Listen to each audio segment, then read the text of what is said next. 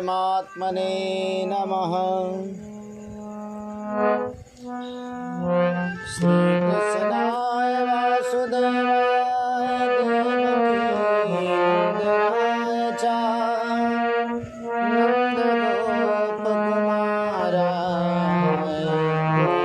गोविन्दाय नमो नमः। जय जय श्री राधा रमण, जय जय नवल किशोर, जय गोपी चित चोर प्रभु, जय जय माखन चोर।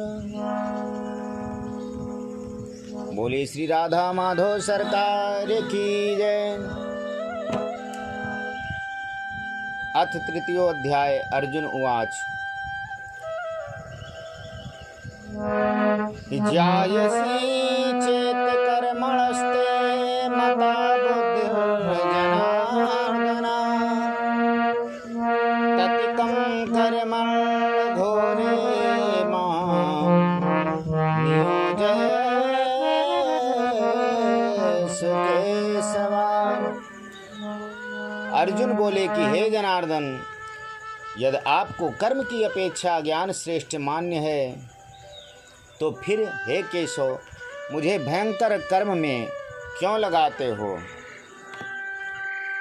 आप मिले हुए से वचनों से मेरी बुद्धि को मानो मोहित कर रहे हो, इसलिए उस एक बात को निश्चित करके कहिए जिससे मैं कल्याण को प्राप्त हो जाऊं। भगवान बोले कि हे निष्पाप, इस लोक में दो प्रकार की निष्ठा मेरे द्वारा पहले कही गई है। उसमें से सांख्य योगी की निष्ठा तो ज्ञान योग से और योगियों की निष्ठा कर्म योग से होती है।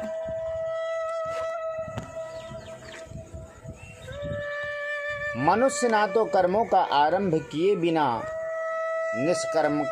निष्कर्मता को यानी योग निष्ठा को प्राप्त होता है, और न कर्मों के केवल त्याग मात्र से सिद्ध यानी सांख्य निष्ठा को ही प्राप्त होता है। निसंदेह कोई भी मनुष्य किसी भी काल में क्षण मात्र भी बिना कर्म किए नहीं रहता, क्योंकि सारा मनुष्य समुदाय प्रकृति जनित गुणों द्वारा परवेश हुआ कर्म करने के लिए बाध्य किया जाता है। जो मूढ़ बुद्धि मनुष्य समस्त इंद्रियों को हठपूर्वक ऊपर से रोककर मन से उन इंद्रियों के विषयों का चिंतन करता है, उस मिथ्याचारी अर्थात दंभी कहा जाता है। किंतु हे अर्जुन, जो पुरुष मन से इंद्रियों को वश में करके अनासक्त हुआ समस्त इंद्रियों द्वारा कर्म योग का आचरण करता है, वही श्रेष्ठ है। तू शास्त्र विहित कर्तव्य कर्म कर, क्योंकि कर्म ना करने की अपेक्षा कर्म करना श्रेष्ठ है, तथा कर्म ना करने से तेरा शरीर निर्वाह भी नहीं सिद्ध होगा। यज्ञ के निमित्त किए जाने वाले कर्मों से अतिरिक्त दूसरे कर्मों में लगा हुआ ही यह मनुष्य समुदाय कर्मों से बनता है। इसलिए हे अर्जुन, तू आसक्ति से रहित हो उस यज्ञ के निमित्त ही भली भांति कर्तव्य कर्म कर। प्रजापति ब्रह्मा ने कल्प के आदि में यज्ञ सहित प्रजाओं को रचकर उनसे कहा कि तुम लोग इस यज्ञ के द्वारा वृद्धि को प्राप्त हो, और यह यज्ञ तुम लोगों को इच्छित भोग प्रदान करने वाला है। तुम लोग इस यज्ञ के द्वारा देवताओं को उन्नत करो, और वह देवता तुम लोगों को उन्नत करेंगे। इस प्रकार निस्वार्थ भाव से एक दूसरे को उन्नत करते हुए तुम लोग परम कल्याण को प्राप्त हो जाओगे। यज्ञ के द्वारा बढ़ाए हुए देवता तुम लोगों को बिना मांगे ही इच्छित भोग निश्चय ही देते हैं। इस प्रकार उन देवताओं के द्वारा दिए हुए भोगों को जो पुरुष उनको बिना दिए स्वयं भोगता है वह चोर ही है। यज्ञ से बचे हुए अन्न को खाने वाले श्रेष्ठ पुरुष सब पापों से मुक्त हो जाते हैं। और जो पापी लोग अपना शरीर पोषण करने के लिए ही अन्न पकाते हैं वह तो समझ लीजिए पाप को ही खाते हैं। संपूर्ण प्राणी अन्न से उत्पन्न होते हैं। अन्न की उत्पत्ति वृष्टि से होती है और वृष्टि यज्ञ से होती है और यज्ञ विहित कर्मों से उत्पन्न होने वाला है। कर्म समुदाय को तो वेद से उत्पन्न और वेद को अविनाशी परमात्मा से उत्पन्न हुआ जान। इससे सिद्ध होता है कि सर्वव्यापी परम अक्षर परमात्मा सदा ही यज्ञ में प्रतिष्ठित है। एवं प्रवर्तितं चक्रं नानुवर्तयेति ह्या अघायुरिन्द्रिया रामो मोघं पार्थ साजीवति। हे पार्थ, जो पुरुष इस लोक में इस प्रकार परंपरा से प्रचलित सृष्टि चक्र के अनुकूल नहीं बरतता अर्थात अपने कर्तव्य का पालन नहीं करता, वह इंद्रियों के द्वारा भोगों में रमण करने वाला पापायु पुरुष व्यर्थ ही जीता है। परंतु जो मनुष्य आत्मा में ही रमण करने वाला और आत्मा में ही तृप्त तथा आत्मा में ही संतुष्ट हो, उसके लिए कोई कर्तव्य नहीं। कहा गया नैव तस्य कृतेनार्थो नाकृतेनेह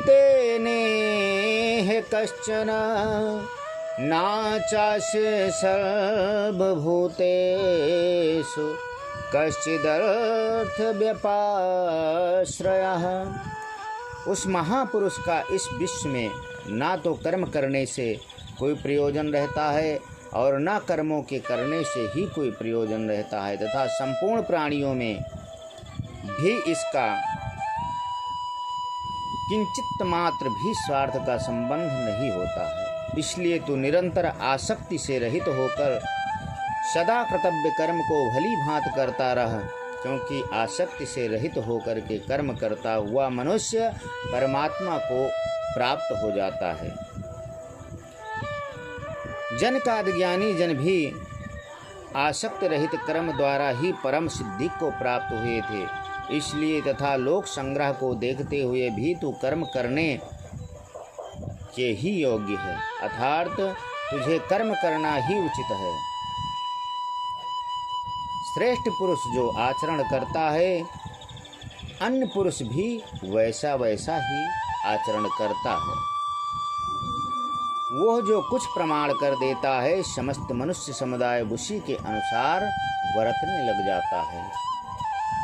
हे अर्जुन, मुझे इन तीनों लोकों में ना तो कुछ कर्तव्य है और ना कोई भी प्राप्त करने योग्य वस्तु अप्राप्त है, तो भी मैं कर्म में ही बरतता हूँ। क्योंकि हे पार्थ, यदि कदाचित मैं सावधान होकर कर्मों में ना बरतूं तो बड़ी हानि हो जाए, क्योंकि मनुष्य सब प्रकार मेरे ही मार्ग का अनुसरण करते हैं। इसलिए यदि मैं कर्म ना करूं तो ये सब मनुष्य नष्ट भ्रष्ट हो जाएं और मैं संकरता का करने वाला हूँ तथा इस समस्त प्रजा को नष्ट करने वाला बनूं। हे भारत, कर्म में आसक्त हुए अज्ञानी जन जिस प्रकार कर्म करते हैं, आसक्ति रहित विद्वान भी लोक संग्रह करना चाहता हुआ उसी प्रकार कर्म करे। ना बुद्धि भेदम जनयेद ज्ञानम कर्म संगिनाम जो एत सर्व कर्माणि विद्वान युक्ता समाचरन्।